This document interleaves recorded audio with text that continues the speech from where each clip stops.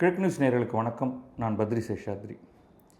தான் தொடங்கிய கட்சியிலிருந்தே ஒரு தலைவராக நீக்கப்படுகிறார் மம்தா பானர்ஜி. கல்கத்தாவில் ஒரு கட்சிக்குள் புரட்சி. அதில் மம்தா பானர்ஜி மட்டும் இல்லை, அபிஷேக் பானர்ஜியும் சேர்த்தே கட்சி பதவியிலிருந்து நீக்கப்படுகிறார். அடிப்படை உறுப்பினர் பதவியிலிருந்தல்ல, கட்சி பதவியிலிருந்து. திரிணாமுல் காங்கிரஸ் கட்சியில் சேர்மன் அல்லது சேர்பர்சன், தலைவர் அப்படிங்கிற இடத்துல இவங்க மம்தா பானர்ஜி இருக்காங்க. பொதுச் செயலர் அப்படிங்கிற இடத்துல அபிஷேக் பானர்ஜி. அதாவது இரண்டு மிக மிக முக்கியமான வலுவான பதவிகள். ஸோ இது ஏற்கனவே பார்த்தோம். நம்ம பொதுச் செயலரான அபிஷேக் பானர்ஜியும் தலைவரான மம்தா பானர்ஜியும் சேர்ந்து மம்தா பானர்ஜி தேர்தலில் தோல்வி அடைந்து விடுகிறார். அதனால் அது இங்கே கொளத்தூரில் ஸ்டாலின் தோல்வி அடைந்த மாதிரி அங்கே மம்தா பானர்ஜி சட்டமன்ற தேர்தலில் தோல்வி அடைந்து விடுகிறார். அப்போ யாரை அனுப்புவது அப்படின்னா, இங்கே தந்தைக்கு மகன் இருக்கிறார். அதனால் ஜெயித்த உதயநிதி ஸ்டாலின் உள்ளே எதிர்க்கட்சி தலைவராக வருகிறார். அங்கே மம்தா பானர்ஜிக்கு அப்படி செய்ய முடியவில்லை. ஏன்னா அவருடைய சகோதரர் மகனான அபிஷேக் பானர்ஜி எம்பியாக போயிட்டார். அதுதான் ரொம்ப தப்பு. குடும்பத்தில் இருக்கிறவரை, தன்னுடைய மிக நெருங்கிய உறவினரை அவரையும் எம்எல்ஏவாக நிறுத்தி அவரை ஜெயிக்க வச்சுருக்கணும். அப்போ அவரை அனுப்பிச்சிருக்கலாம் எதிர்க்கட்சி தலைவராக. அப்படி இல்லாதனால இவங்க வேறு ஒருவரை எதிர்க்கட்சி தலைவராக நியமிக்கிறாங்க. ஆனால் இங்கேவே ரிபல்லியன் ஆரம்பிச்சிருது.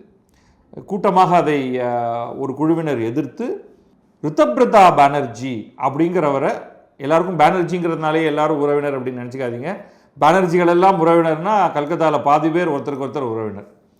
ஸோ அவங்க ரித்தப்ரதா பானர்ஜின்னு ஒருத்தரை எதிர்க்கட்சி தலைவராக நிறுத்துகிறாங்க.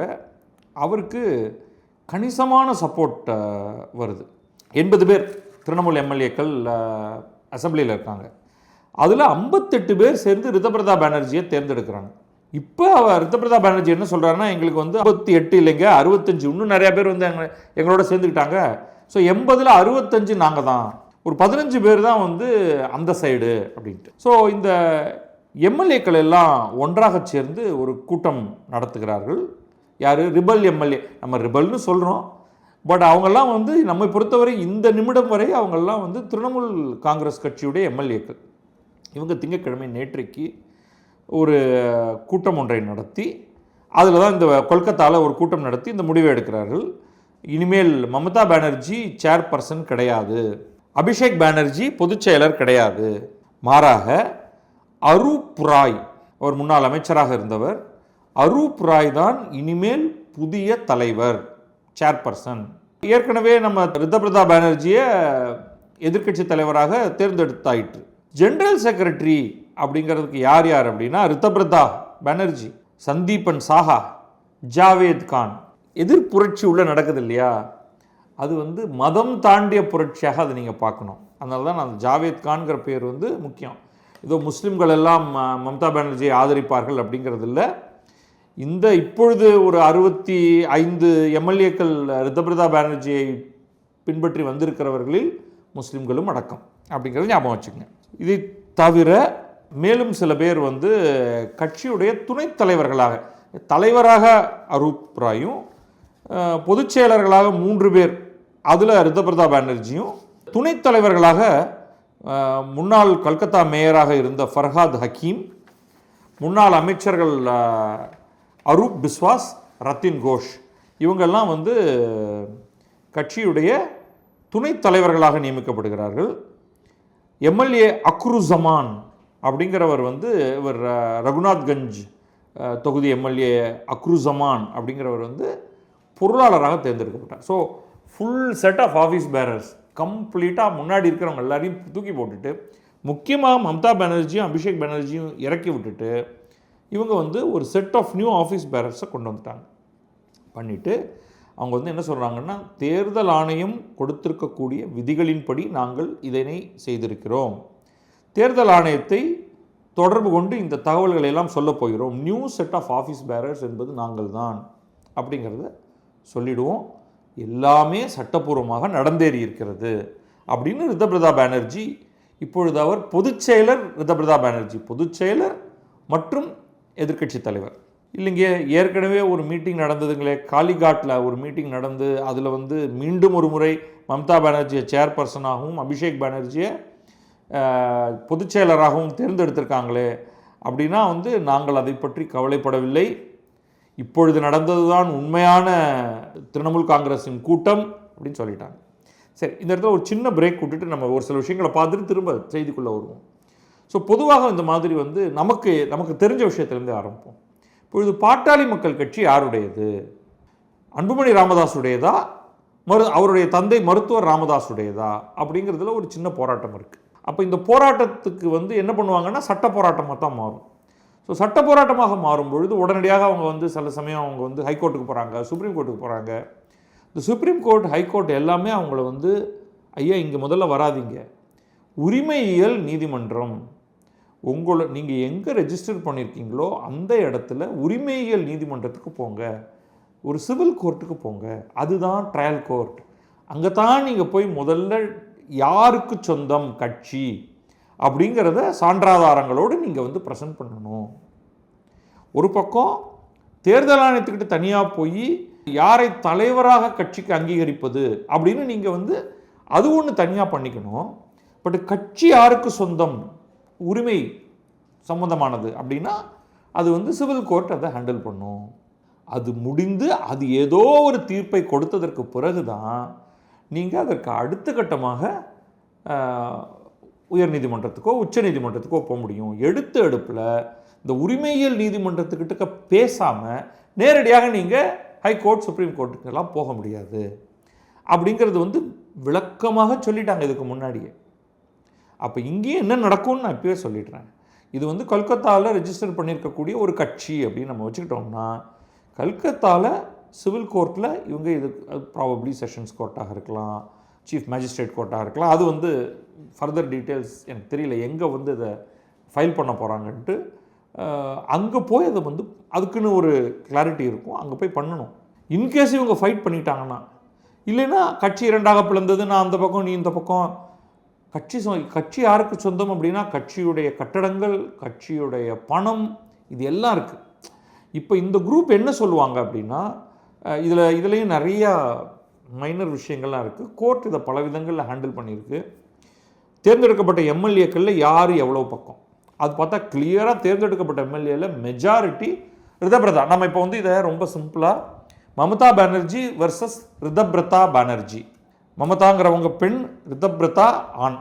இந்த பானர்ஜிங்கிறது வந்து கடைசி பெயர், லாஸ்ட் நேம், அது குடும்ப பெயர், அதை வந்து தள்ளி வச்சுக்கோங்க. மமதா வர்சஸ் ரிதப்ரதா அப்படின்னு வச்சுக்கோங்க.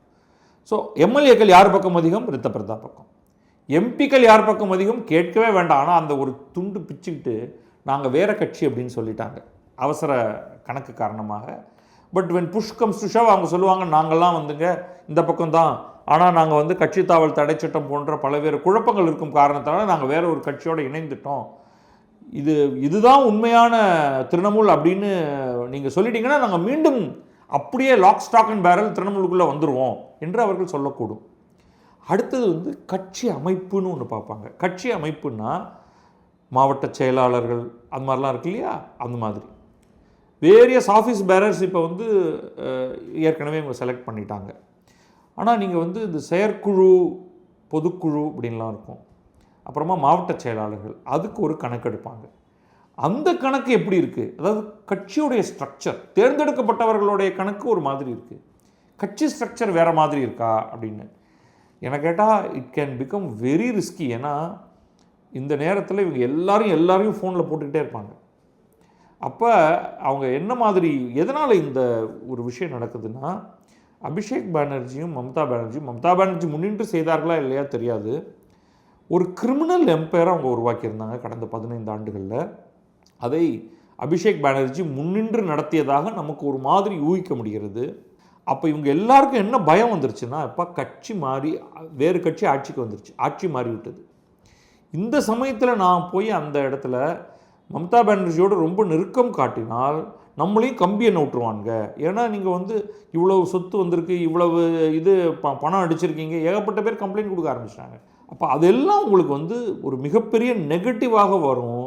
உங்களுக்கு காலாகாலத்துக்கு நம்ம வந்து இதோடைய பலனும் நமக்கு கிடைக்கல. இங்கே என்ன பண்ணியிருக்காங்கன்னு நமக்கு தெரியாது. ஸோ எல்லாருக்கும் ஒரு சின்ன பயம் வந்துருச்சு, நமக்கு வேணாம்ப்பா இந்த வேலையை, நம்ம வந்து கட்சியை நம்ம ஆக்குபை பண்ணிவிடுவோம், நம்ம வந்து ஏதோ அரசியல் பண்ணி வாழ்ந்துக்கிட்டு இருக்கலாம். நம்ம மம்தா பானர்ஜி கிடையாது, மம்தா பானர்ஜிக்கு உள்ள செல்வாக்கு கிடையாது. ஆனாலும் நம்மளால் அரசியல் செய்ய முடியும். ஏன்னா எதிர்கட்சின்ற ஒன்று தேவை எல்லா இடத்துலையும். இப்போ மம்தாவை வெட்டி விட்டுறது தான் ஒரே காரியம் அப்படின்னு அவங்க ஒரு முடிவுக்கு வந்திருக்காங்க. இப்போ விரைவில் இங்கே பார்த்தீங்கன்னா அதிமுகவில் அதுதான் நடக்க போகுது. திமுக இல்லை, அதிமுகவில் எடப்பாடி பழனிசாமியை வெட்டி விட்டுட்டு ஏதாவது ஒரு செட்டப் நமக்கு கிடைக்குமா இன்னும் பார்த்துக்கிட்டு இருக்காங்க. இங்கே போகிறதா அங்கே போகிறதா, இந்த கட்சி இப்போ தான் வந்திருக்கு பார்க்கலாம் அப்படிங்கிற மாதிரி ஒரு மாதிரியான ஒரு குழப்ப நிலையில் இருக்காங்க இங்கே. பட் அங்கே மம்தா பானர்ஜி கேஸில் அவங்களுக்கு குழப்பமே இல்லை. அதனால தான் இதெல்லாம் நடக்குது. ஓகே, ஸோ ரிதபிரதா வந்து இது தெளிவாக சொல்லிட்டாரு.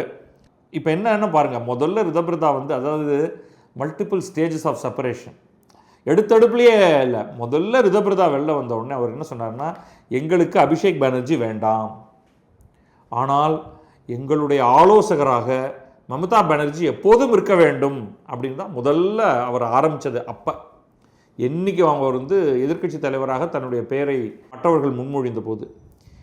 நேற்றுக்கு பார்த்தீங்கன்னா படங்களில் மம்தா பானர்ஜி படமும் இல்லை, தூக்கிட்டாங்க. இப்போ மம்தா பானர்ஜியோட ஆதரவாளர்கள் இருக்காங்க இல்லையா, குணால் கோஷ்னு ஒரு எம்எல்ஏ, அவர் வந்து இன்னையா கதை விடுறீங்க, திரிணாமுல்னாலே மம்தா தான், மம்தாவால் ஆரம்பிக்கப்பட்ட கட்சி அது, அதில் மம்தா பானர்ஜியை தூக்கி எறிந்து விட்டதற்கு பிறகு திரிணாமுல் என்ற ஒன்று இருக்க முடியுமா அப்படிங்கிற ஒரு நியாயமான ஒரு கேள்வியை எழுப்புறாரு. ஆனால் இதற்கும் நமக்கு நிறையா உதாரணங்கள் இருக்குது. தெலுங்கு தேசத்தை எடுத்துப்போமே, ஒரு பெரிய ஒரு கூ ஒன்று உருவாக்கி தான் சந்திரபாபு நாயுடு என்டி ராமராவை தள்ளிவிட்டார் கட்சியிலேருந்து. ஒரு கட்டத்தில் என்டி ராமராவுக்கு வயதாகிறது, அவர் காலம் கடந்து செய்து கொண்ட திருமணத்தினால் ஒரு லக்ஷ்மி சிவபார்வதிங்கிற ஒரு அம்மாவுடைய கட்டுப்பாட்டுக்குள்ளே என்டி ராமராவ் வராரு. கட்சி நாசமாக போயிடும் அப்படிங்கும் பொழுது அவரும் உறவினர் தான் சந்திரபாபு நாயுடும். ஒரு பெரிய ஆட்களை எல்லாம் எம்எல்ஏக்களை எல்லாம் தன்னுடைய பங்குக்கு தன் பக்கத்துக்கு கொண்டு வந்துட்டு ஒரு சுவிட்ச் ஓவர் ஒன்று பண்ணுறாரு. ஸோ அதுக்கப்புறமா இன்றைக்கி வந்து என்டி ராமராவெல்லாம் சொல்லுவாங்களே தவிர அவருடைய பெயர் மறந்து போய்விட்டது. இன்றைக்கி தெலுங்கு தேசம் என்றால் சந்திரபாபு நாயுடு அப்படின்னு தான் நம்ம சொல்கிறோம். அதனால் முடிந்தால் செய்ய முடியும், ஆனால் அப்படி ரெண்டாவதாக வரவருக்கு திறமை இருக்கணும், ஜெயிக்கணும், மீண்டும் ஆட்சியில் உட்காரணும். ஸோ திரிணாமுல் காங்கிரஸ் என்பது மம்தா பானர்ஜி மட்டுமல்ல அப்படிங்கிறத பார்க்கணும். அதெல்லாம் ரொம்ப கஷ்டம். இப்பொழுதைக்கு வந்து ஒருவருமே இல்லாத ஒரு இடத்துக்குள்ளே பாரதிய ஜனதா என்ற ஒரு பெரும் அமைப்பு உள்ளே வந்துருச்சு. அவங்க எளிதில் விட்டுட்டு வாக் அவுட் பண்ண போகிறதில்ல அப்படிங்கிறத ஞாபகம் வச்சுங்க. 1998 கட்சியை ஆரம்பித்தார் மம்தா பானர்ஜி. 2011 ஆட்சியை பிடித்தார். 2011 ஆட்சியை பிடித்துவிட்டு இப்பொழுது 2026 கட்சி பதவியிலிருந்து தூக்கப்படுகிறார். கட்சியிலிருந்தே எப்பொழுது தூக்கப்படுவார் அப்படிங்கிறது தான் வந்து இதில் ஒரு ஆச்சரியமான ஒரு விஷயம். பார்க்கலாம் அந்த என்ன நடக்கிறது அப்படின்னு. இன்னும் சுவாரஸ்யமான விஷயங்கள் இது, இதோடு முடிய போகிற விஷயங்கள் அல்ல. நமக்கு தினம் வந்து தமிழ்நாட்டில் நடக்கக்கூடிய விஷயங்களுக்கு இணையாக மேற்கு வங்கமும் மகாராஷ்டிரமும் நமக்கு தொடர்ந்து இப்பொழுதைக்கு தீனி போட்டுக்கிட்டு இருக்கோம் அப்படின்னு தோணுது. நன்றி, வணக்கம். நான் பத்ரி சேஷாத்ரி. இது கிழக்கு நியூஸ்.